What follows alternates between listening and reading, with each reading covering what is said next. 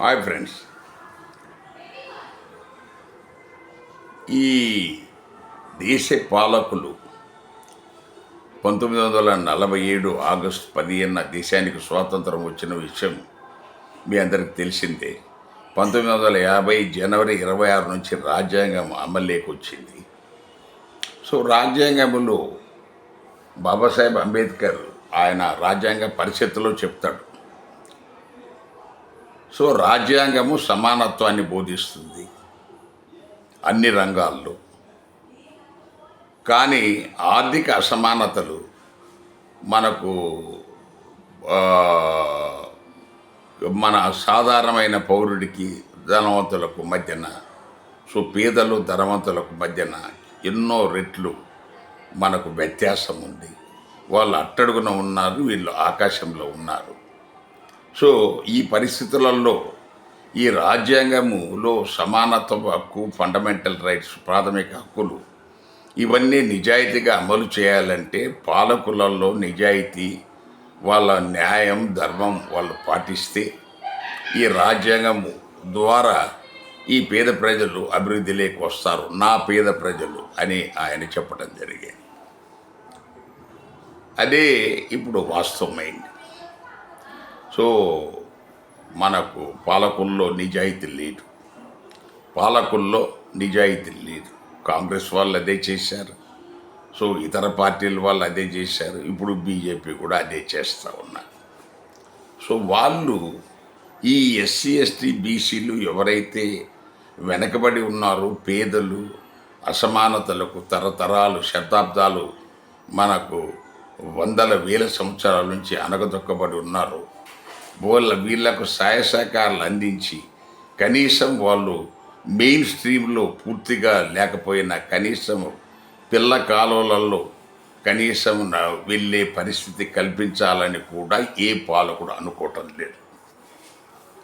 అలా చేస్తే వీళ్ళు బలపడతారు. బలపడితే మనకు తిరుగుబాటు చేస్తారు. తిరుగుబాటు చేస్తే మన అధికారం పోతుంది, మన జనాభా తక్కువ. సో మనము ఈ ఓసీ జనాభా తక్కువ ఉంది, ఈ ఎస్సీ, ఎస్టీ, బీసీ, మైనార్టీస్ కలిపితే మొత్తం 80% పైనే వాళ్ళు ఉన్నారు.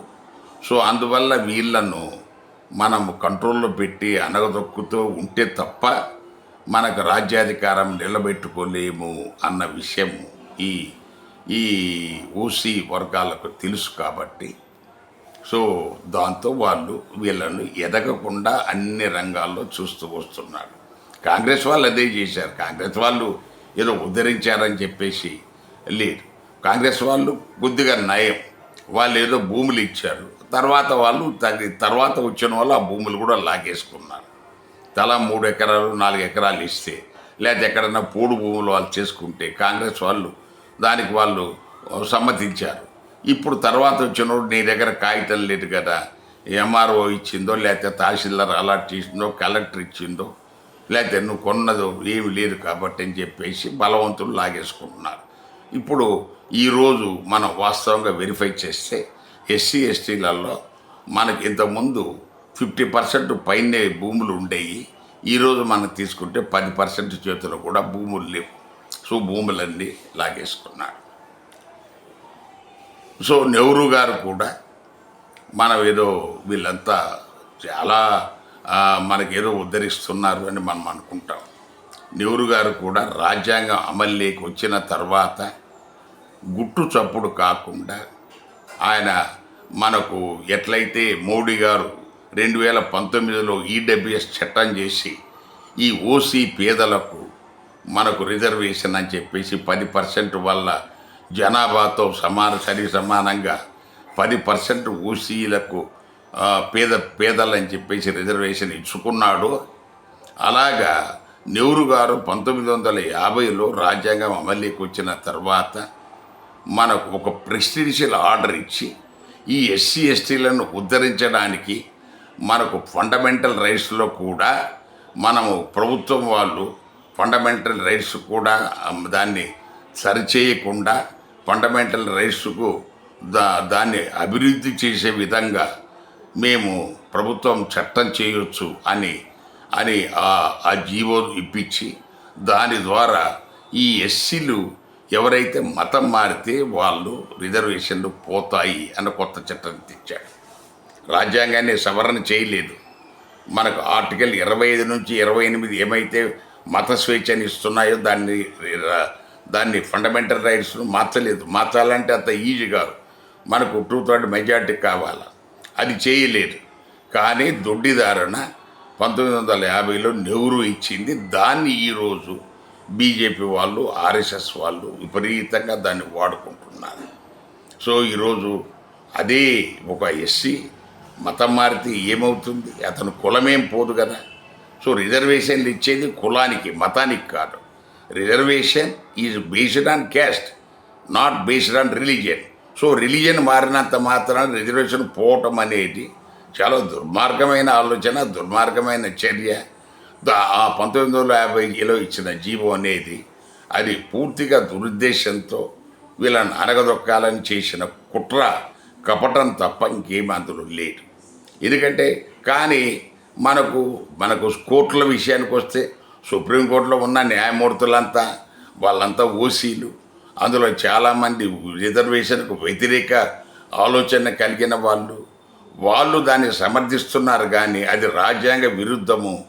మనకు రాజ్యాంగంలో ఉన్న ఆర్టికల్ 25 నుంచి 28 మన ప్రాథమిక హక్కులకు ఇది వ్యతిరేకమైన ఉత్తర్వు, లేకపోతే ఈ ప్రెసిడెన్షియల్ ఆర్డరు ఇది చెల్లదు అని వాళ్ళు చెప్పుండాల్సింది. వాళ్ళు చెప్పరు. సో వాళ్ళు ఇక వీళ్ళ పేదల ముందు ఉన్న ఆప్షన్ ఏంటి? వీడు పేరు ఏమో వాళ్ళు ఏదో చర్చికి వెళ్తాడు, బట్ ఈ హ్యాస్ టు సే నేను హిందువును, లేకపోతే అతని రిజర్వేషన్ పోతుంది. ఉద్యోగంలో ఉన్న వాళ్ళ రిజర్వేషన్లు బొక్కగొట్టాలని చూస్తున్నారు. సో చర్చెస్ దగ్గర పోయి ఎవడెవడు చర్చలకు వెళ్తున్నాడు వెతుకుతున్నాడు. ఎవరెవడు ఇళ్లల్లో శిలోలు ఉన్నాయో రకరకాల ఈ ఆర్ఎస్ఎస్ దాని అనుబంధ సంస్థలు ఈ రకమైన దుర్మార్గపు పనులు చేస్తూనే ఉన్నాయి. సో దానికి తోడుగా మనకు ఈ రాజ్యాంగముకు వ్యతిరేకమైన చర్య అని వాళ్ళకి తెలుసు. కానీ 1950లో నెహ్రూ గారు ఇచ్చిన ఆ ప్రెసిడెన్షియల్ ఆర్డర్కు వ్యతిరేకం కాబట్టి, అది చట్టం కాబట్టి దాన్ని వ్యతిరేకించినారు. సో దాని ప్రకారం మీ ఉద్యోగాలు పోతాయి, మీ ఉద్యోగాలు పోవాలని చెప్పేసేసి తర్వాత వీళ్ళే కంప్లైంట్ ఇవ్వటము, వీళ్ళే వాళ్ళను అరెస్ట్ చేయటము, తర్వాత ఇది నడుస్తూ ఉంది. సో ఇది మన దీని తర్వాత ప్రభుత్వాలు ఏం చేస్తున్నాయి? ఉచితాలు. ఎవరికి కావాలా నీ ఉచితం? ఉచితం అంటే ఏంటి? నువ్వు ఇంత రేషన్ను ఇంత ఇచ్చేస్తున్నంత మాత్రాన అతని జీవితము లేకపోతే అతని కాదు కదా. తర్వాత ఈ ఎస్సీ ఎస్టీ పిల్లలు, ఈ బీసీ పిల్లలు వీళ్ళు ఏదో కష్టపడి ఏదో సీట్లు ఈ మధ్య ప్రభుత్వము రిజర్వేషన్ మన ఫీజు రియంబర్స్మెంట్ ద్వారా కొంతమంది ఇంజనీరింగ్ ఇలాంటివి చేయగలుగుతున్నారు. కానీ ఇంజనీరింగ్ చేసినాక ఆడికి ఉద్యోగం రాదు, మళ్ళా అతను కూలి పనికే పోవాల్సి వస్తుంది. ఇంజనీరింగ్ చేసిన తర్వాత వాళ్ళకి ఎలాంటి జాబ్స్ లేవు, ప్రైవేట్ వాడు ఇవ్వడు, ప్రైవేట్ వాళ్ళు కూడా లే ఆఫ్ అని చెప్పేసేసి వాళ్ళు ఉన్న వాళ్ళని ఒక్కొక్కసారి గుట్టలు పీకేస్తూ ఉంటారు. ఈ పరిస్థితులలో మరి ఈ ఎస్సీ ఎస్టీ బీసీలు మన మెయిన్ స్ట్రీమ్తో పాటు అభివృద్ధి లేకొచ్చి రాజ్యాధికార వాళ్ళ కాంక్ష తీరటం అనేది మనకు అది గొంతెమ్మ కోరికలనే ఉంటుంది. ఈ చాలామంది రిటైర్ అయిన తర్వాత పెద్ద సీనియర్ ఆఫీసర్స్, ఐఏఎస్లు, ఐపీఎస్లు, ఐఆర్ఎస్లు, ఇతర అధికారులు కూడా చాలామంది దాన్ని రిటైర్ అయిన తర్వాత సర్వీస్లో ఉన్నప్పుడు వాళ్ళు ఏం చేయలేకపోతున్నారు. ఏమన్నా చేద్దామన్నా వాళ్ళు ఒప్పుకోరు. ఎందుకంటే వాళ్ళు ఎవరన్నా పేదలకు ఏదన్నా ఇస్తున్నారంటే ఆ మంత్రిత్వ శాఖ, సీఎం లేకపోతే వాళ్ళు దాన్ని అడ్డుకుంటున్నారు. అలా చేయడానికి వీల్లేదు, డోంట్ గివ్ దెమ్ అని. సో ఇది మనకు ఎవరైనా పొరపాటున యువకులుగా ఉండి ఈ ఐఏఎస్ వాళ్ళు ఏదన్నా ఒక 3 ఎకరాల భూమి ఇచ్చేస్తే దాని మీద పెద్ద దుమారం తీసుకొస్తారు. పాతకాలంలో ఈ వరంగల్ కలెక్టర్గా ఉన్న కాకి మాధవరావు గారు ఆయన ఏదో కొన్ని భూములు పేదలకు పంచారని చెప్పేసి అప్పటి మంత్రి గారు వీళ్ళంతా, ఆయన పేరు ఇక్కడ అనవసరం, వీళ్ళంతా ఆఖరికి ఏంటంటే అతన్ని కాకి మాధవరావు గారిని అతన్ని నక్సలైట్, ఈరోజు మనకు ఈ బీజేపీ వాళ్ళు ఎలాగైతే మనకు అర్బన్ నక్సలైట్స్ అంటున్నాడో ఆ రోజు కూడా ఇతను ఈ ఐఏఎస్ ఆఫీసరు నక్సల్ సింపతి పనుడు అన్న ఒక ముద్ర కొట్టడం కూడా మనకు పాతకాలంలో సీనియర్స్ అందరికీ తెలిసిన విషయం. సో ఈ వీడియోలో ప్రధానంగా చెప్పదలుచుకున్నది ఏంటంటే, ప్రభుత్వాలకు అయ్యా మీరు దయచేసి ఉచితాలు ఏమీ ఇవ్వద్దు. సో వాళ్ళ కాళ్ళ మీద వాళ్ళు నిలబడి బ్రతకడానికి బోల్డంత భూమి ఉంది. భూమిని అన్ని రకాల భూములు మీరే లాగేసుకుంటున్నారు. వాళ్ళు చేసుకుంటున్న మనకు పోడు భూములు మీరే లాగేసుకుంటున్నారు, బంజరు భూములు మీరే లాగేసుకుంటున్నారు. దాని తర్వాత వాళ్ళు పాతకాలంలో కొనుక్కున్న భూములు ఏదో 5, 10, 500, 1000 రూపాయలు వాళ్ళకి అప్పిచ్చి వాడు ఇవ్వలేదని చెప్పేసి అది కూడా ఆ రకం కూడా మీరు లాగేసుకున్నారు. చివరికి చూస్తే ఈరోజు వాళ్ళ దగ్గర భూములు లేవు.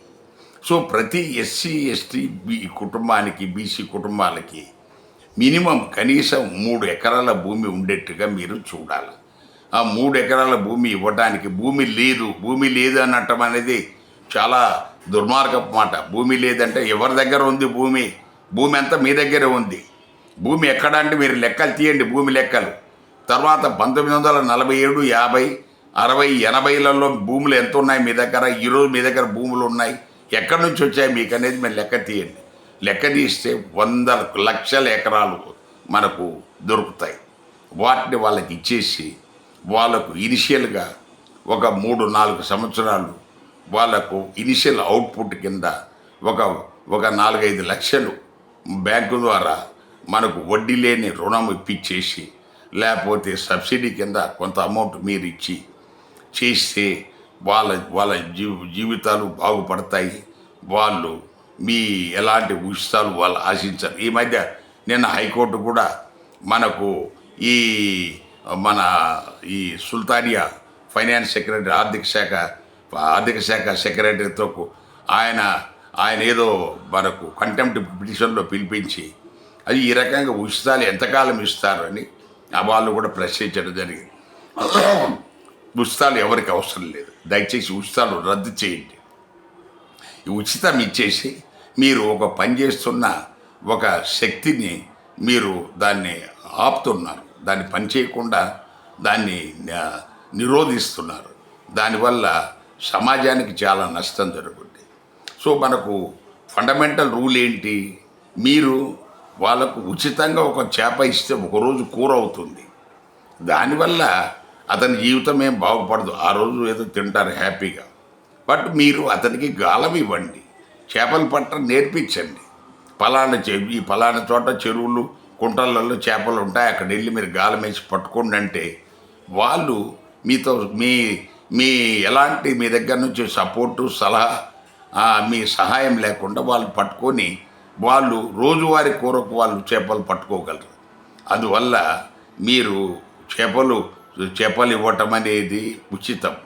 తర్వాత చేపలు పట్టడం నేర్పటం అనేది అది వాళ్ళ సమాజాన్ని మీరు ఆ కుటుంబాలను మీరు ఉద్ధరించినట్టుగా అప్పుడు వీళ్ళు పేదరికం నుంచి బయటకు వస్తారు, అసమానత నుంచి బయటకు రావడానికి వాళ్ళకు అవకాశం దొరుకుతుంది. దయచేసి ఆ దిశగా ప్రభుత్వాలు పనిచేయాలని చెప్పేసి రాష్ట్ర ప్రభుత్వాలు, కేంద్ర ప్రభుత్వాలు, తర్వాత ఈ బీసీలకు ఎస్సీలకు మంత్రిత్వ శాఖలు తప్పకుండా ఉండాలి. ఎందుకంటే అప్పుడే వాళ్ళకు బడ్జెట్ ఉంటుంది. లేకపోతే సోషల్ వెల్ఫేర్ డిపార్ట్మెంట్ అంటే ఎవరికి సోషల్ వెల్ఫేర్.